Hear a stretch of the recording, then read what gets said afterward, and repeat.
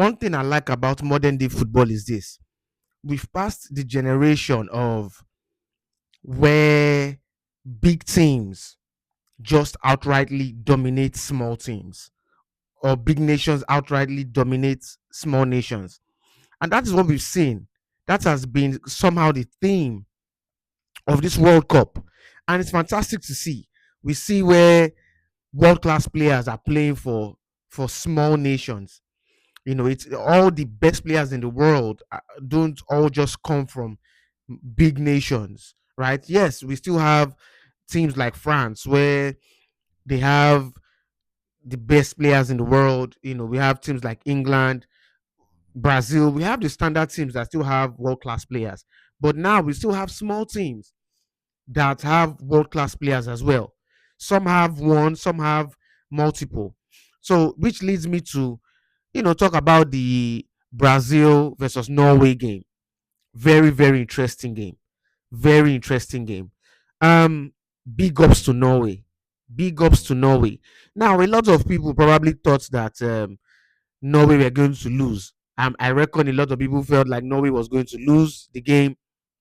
I remember having a conversation with my friend before the game, and I actually said that Brazil were going to win that game because of I didn't feel like Norway's defense would be able to stand Brazil's attack. But I was wrong. I was wrong, and it wasn't like Norway just came to sit back, and just defend. Norway came out to play. In fact, in the opening stages of the game, Norway scored first. Norway scored first, but it was ruled as offside. So Norway came out to play, and big ups to Erling Haaland. This guy is arguably, obviously, aside from Ronaldo and Messi, this guy is arguably the greatest goal scorer of all time. And you have to realize that this guy is still, what, like 25, 26 or something like that. This guy is not even like 28, 29 or in his 30s yet. So this guy still has a long span of time to play. And look at what this guy is doing. Do you know he has 7 goals in the World Cup so far? In his first World Cup playing for Norway. This guy is not playing for England, though. This guy is not playing for Brazil. He's not playing for France. He's not playing for Germany or Italy, one of these top countries. This guy is playing for Norway. When was the last time Norway were in the World Cup? Probably the last time I saw them in the World Cup was maybe Korea and Japan 2002. But their first World Cup since God knows how long.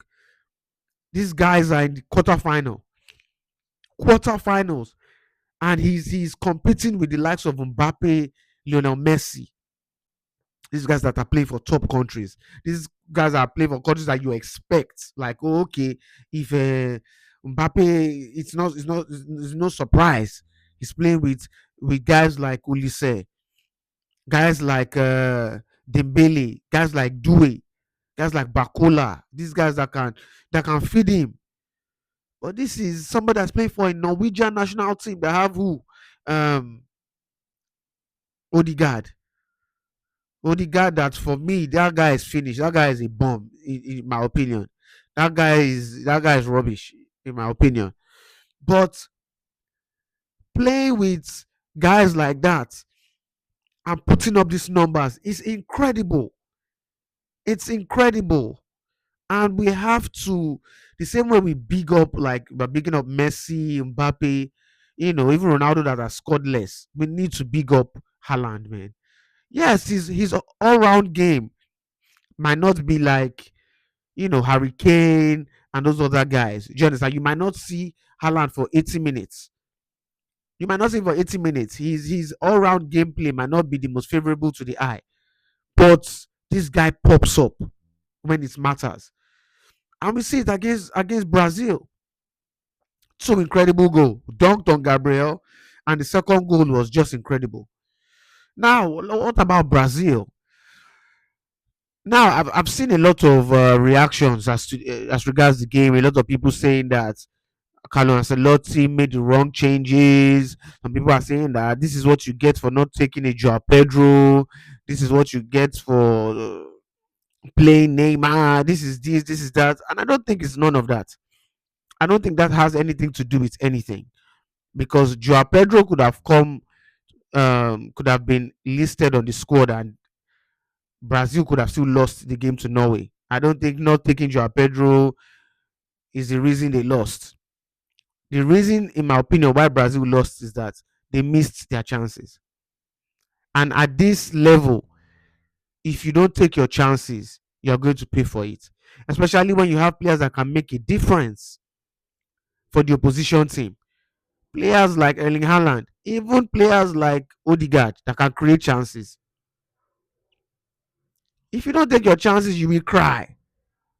And that is what just happened. I don't think it was a thing of, again, Carlo Ancelotti made the wrong changes, because imagine the changes, the same changes he made. Imagine if it worked. People will be calling him a professor, an incredible coach. Do you understand? They did not take their chances. Brazil didn't take their chances. They had a penalty. They missed their penalty. Bruno Guimaraes, poor penalty.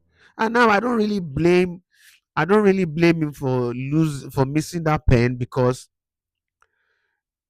anybody can miss a pen. People are obviously saying that Vinny should have taken the pen and this and that, and I agree. However, Vinny could have taken the pen and still missed. We've seen Vinny miss penalties before. We've seen Vinny miss penalties. We've seen the greats miss penalties. We've seen Ronaldo miss penalties. We even saw Lionel Messi miss a pen this World Cup. So even the big boys miss penalties. And one thing we've seen in this World Cup is that there's been an uprising of incredible goalkeepers or goalkeeping. Like the Cape Verde goalkeeper, even Congo's goalkeeper, um, Norway's goalkeeper was incredible yesterday.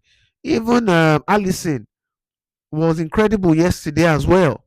So we've seen an uprising of really, really good goalies, and we having world class performances. So yeah, the penalty should have been converted, but anybody can miss a pen. Now, do I think that Vini should have taken it? Yes, I do. However, Bruno Gomes is a very good penalty taker too.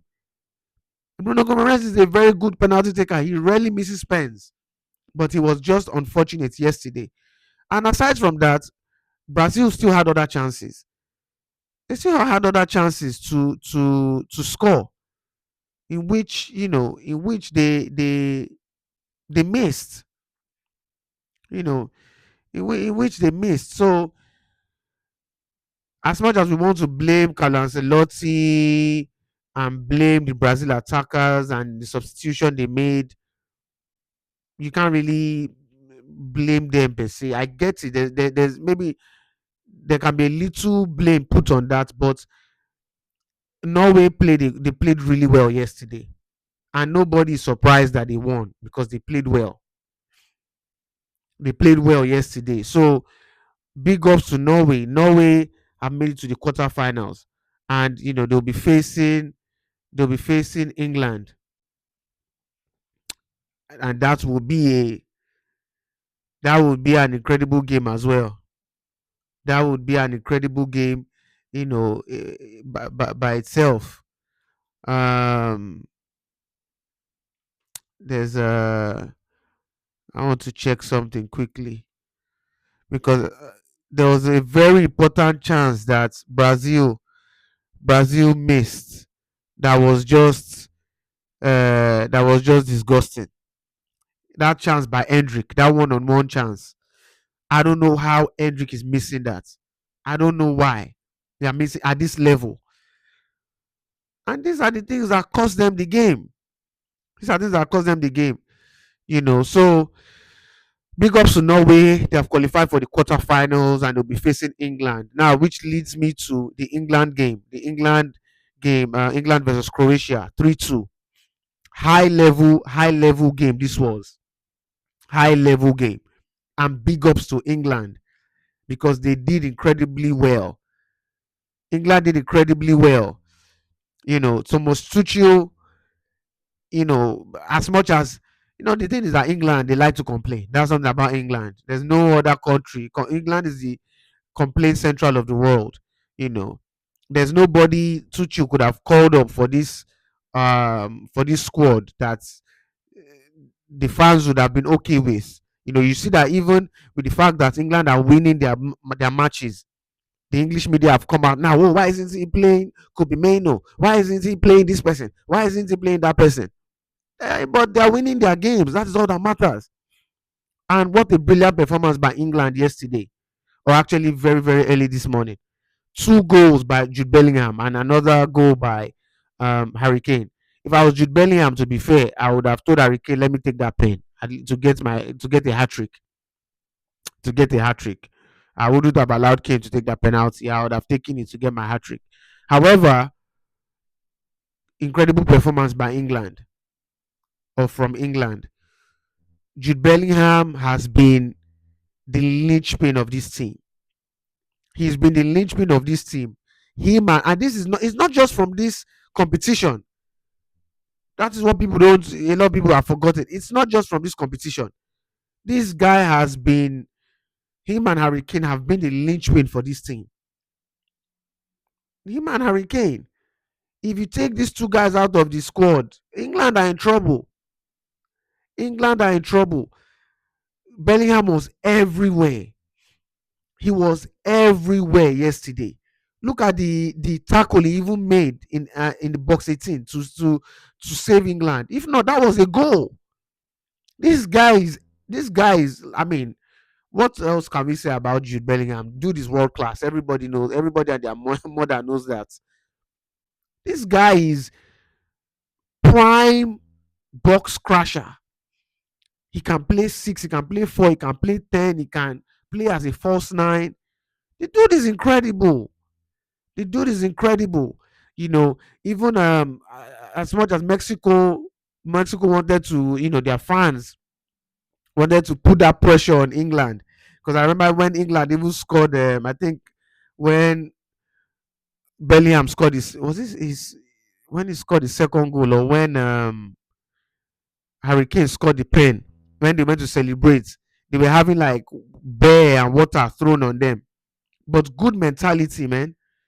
Even with the fact that you were outnumbered in your opposition's home ground, you still did what had to be done, and came out on top.